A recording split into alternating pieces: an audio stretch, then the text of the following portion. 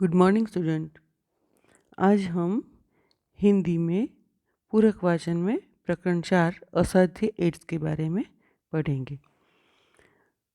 इससे पहले के जो मैंने पार्ट 1 पढ़ाया था उसमें एक शिक्षक ने बच्चों के मन में से कैसे एड्स के बारे में जो भी बात है वो जानने के लिए एक स्वास्थ्य अधिकारी को बुलाया है और वह उनसे बातचीत कर रहा है। यहाँ से हम शुरू करेंगे। बच्चों के उत्तर सुनकर डॉक्टर अय्यर संतुष्ट थे। तभी उन्होंने उन बच्चों की ओर इशारा किया जो आपस में बातें कर रहे थे। डॉक्टर अय्यर ने उन्हीं से पूछा कि वे क्या करना चाहते हैं। जो भी कहना है वो खुलकर कहिए और खुलकर पूछिए। हमारी कार्यशाला का यही उद्देश्य है। कार्यशाला माने सेमिनार, कि उन्होंने एड्स का एक सेमिनार ही रखा है और उसमें आप बहुत खुलकर पूछ सकते हैं कि आपके मन में क्या है। आप जो भी क्वेश्चन है वो आप जो डॉक्टर आए हैं उनसे बात कर सकते हैं। तो इस पर बच्चों में से एक ने कहा, सर यह एक गंदी बीमारी है जो गंदे लोगों को होती है। बच्चों के मन में बहुत सारे सवाल होते हैं और बच्चों को पूरी जानकारी भी नहीं होती है, तो वो कुछ भी बोलते हैं।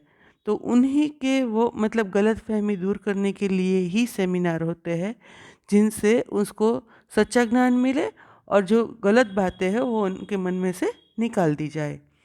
तो डॉक्टर अय्यर है वो कहते हैं, बेटा आप लोगों ने किसी अच्छी बीमारी का नाम सुना है क्या?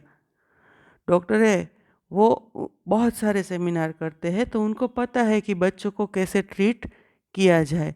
तो वो कहते हैं कि क्या आपने कभी अच्छी बीमारी सुनी है? कोई बीमारी सारी गंदी ही होती है, मतलब वो अच्छा नहीं होता है। तो क्लास में हंसी का ठहाका लग गया और सारे बच्चे जो है वो हंसने लगे। डॉक्टर अय्यर ने समझाया कि हर बीमारी गंदी या खराब ही होती है, पर यह बात कहना गलत है कि यह बीमारी गंदे लोगों को होती है। यह बीमारी किसी को भी हो सकती है। गंदे लोग या गंदे व्यक्ति नहीं होती है, बीमारी होती है। तो वो आप किसी को ऐसा नहीं बोल सकते कि वे गंदे लोगों को होती है। जिसे बीमारी हो गई है उससे घृणा करना भी गलत है।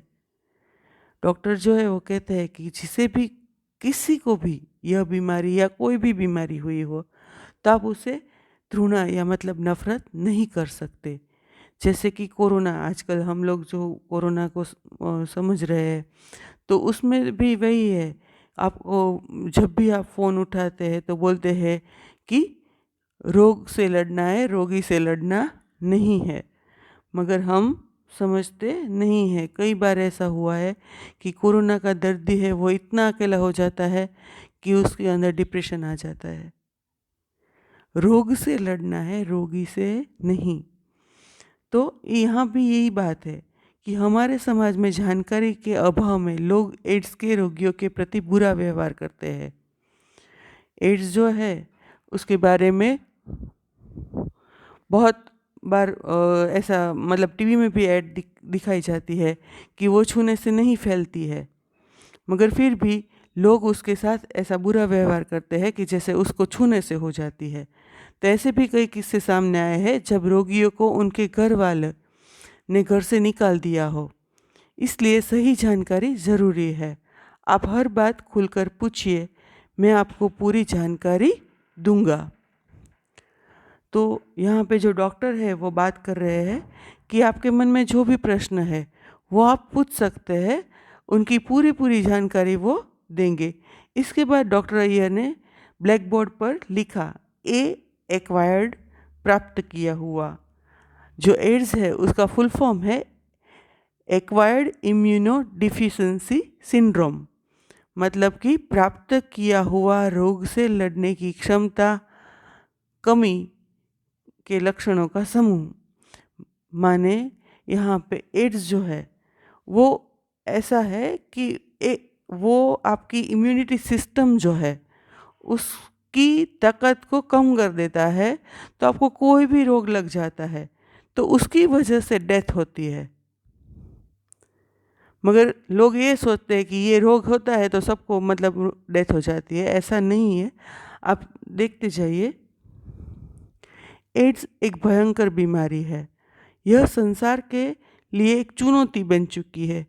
विश्व स्वास्थ्य संगठन WHO के अनुसार लगभग 5 करोड़ वयस्क और 15 लाख बच्चे HIV की चपेट में आ चुके हैं। पूरे वर्ल्ड में ये जो रोग है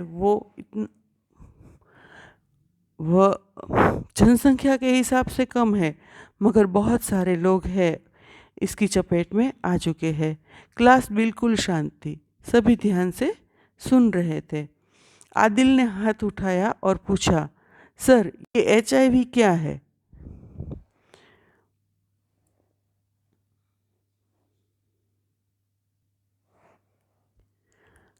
आदिल जो है वो उसके दादाजी को एड्स हुआ है, तो वो ज़्यादा मतलब उत्सुक है और वो जानना चाहता है कि उसमें क्या होता है। तो डॉक्टर अय्यर, असल में यह HIV ही एड्स की जड़ है। जो डॉक्टर है वो कहते हैं कि ये HIV है, वही पूरे मतलब के उसका फुल फॉर्म है human immuno deficiency virus. Human immuno deficiency virus. यह वायरस अर्थात विष जीवाणु जिसके शरीर में प्रवेश कर जाता है, उस व्यक्ति में बीमारियों से लड़ने की क्षमता नष्ट हो जाती है। ये जो वायरस है वो हमारी इम्यूनिटी सिस्टम को डैमेज कर देती है, तो हमारी जो बीमारियों से लड़ने की जो ताकत है वो नष्ट हो जाती है। इस बार माधुरी ने पूछा, यह वायरस शरीर में प्रवेश कैसे करता है? डॉक्टर अय्यर, यह बात जानना बहुत जरूरी है। यही जानकारी आपको एड्स से बचा सकती है। इसे जानने के बाद आप बहुत सी भ्रांतियों से बच सकते हैं। आप समझ जाएंगे कि एड्स के रोगी को छूने से या उसके पास बैठने से यह रोग नहीं फैलता। इसके निम्नलिखित कारण है। अब जो डॉक्टर है वो धीरे धीरे करके रोग के बारे में बताते जाते हैं कि पहले उसका फुल फॉर्म क्या था और अब उस मतलब होने के कारण एड्स किस तरह से हो सकता है। तो उसका पहला कारण है संक्रमित सुई, इन्फेक्टेड नीडल। मतलब आप कहीं पे हॉस्पिटल में गए हैं और आपको इंजेक्शन देना है, तो आपको हमेशा नई सुई से ही इंजेक्शन लेना चाहिए, पुरानी सुई को यूज़ नहीं करना चाहिए। क्योंकि अगर वो किसी रोगी के शरीर ब्लड को छूकर आपके ब्लड में जाती है तो आपको कोई भी रोग हो सकता है। जो अगले दर्दी को था वो कोई भी रोग हो सकता है। मतलब आप कहीं किसी भी डॉक्टर के पास जाइए और आपको इंजेक्शन लेना है तो आप नई सुई ही लेनी चाहिए। अनाड़ी डॉक्टर द्वारा रोगी के लिए प्रयोग में लाई गई सुई को यदि किसी स्वस्थ व्यक्ति के लिए पुनः प्रयोग में लाया जाए तो HIV शरीर में प्रवेश कर सकता है। पहला कारण। दूसरा है नशीली दवा या ड्रग्स लेने वालों द्वारा संक्रमित सुई के प्रयोग के समय भी ऐसा हो सकता है। कोई ड्रग्स लेता है और वही सुई कोई दूसरा व्यक्ति भी यूज़ करता है तो उसमें जो रोग है, एड्स है या कोई भी, तो वो आपके अंदर आ सकता है। उसके बाद नाक, कान या त्वचा पर किसी भी हिस्से में छेद करवाने के समय जो लोग टैटू बनवाते हैं और उसके समय जो नीडल यूज़ होती है, उसी नीडल से कोई भी मतलब रोग वाला व्यक्ति ने यूज़ किया है और फिर वो दूसरा व्यक्ति यूज़ करता है तो उसे भी वो रोग हो सकता है। उसके बाद है टैटू बनाते समय या नाक, कान या જે ત્વચા પર છિદ્ર બનાતે, मतलब जो આપણે ગુજરાતીમાં કહીએ કાન વિંધાવા, નાક વિંધાવવું, એવી રીતે એના પણ જે સાધનો છે એ ઇન્ફેક્ટેડ હોય तो ये बीजा व्यक्ति ने लागी जाए। उसके बाद है संक्रमित रक्त। संक्रमित रक्त माने कि आप जब बीमार होते हैं या कुछ प्रॉब्लम होती है तो हमें ब्लड चढ़ाना पड़ता है। तो वो ब्लड के अंदर जो मतलब के किसी रोगी का ब्लड है तो वो दूसरे के शरीर में चला जाएगा तो उसे वह रोग हो सकता है। जैसे शरीर में रक्त की कमी या शल्य चिकित्सा ऑपरेशन के समय हमें वक्त रक्त की आवश्यकता पड़ती है। उस समय यदि संक्रमित HIV इन्फेक्टेड रक्त चढ़ा दिया जाए तो स्वस्थ व्यक्ति में यह विषाणु प्रवेश कर जाता है। रक्त के अतिरिक्त कभी रक्त के अन्य पदार्थ जैसे प्लाज्मा, प्लेटलेट्स आदि चढ़वाने के समय भी ऐसा हो सकता है। कई बार ऐसा होता है कि कोई भी व्यक्ति है जिसे ऑपरेशन करना पड़ा या कुछ शरीर में कुछ रोग है, उसकी वजह से दवाई के लिए उसके खून की कमी हो गई और उन्हें दूसरों का खून चढ़ाना पड़ा।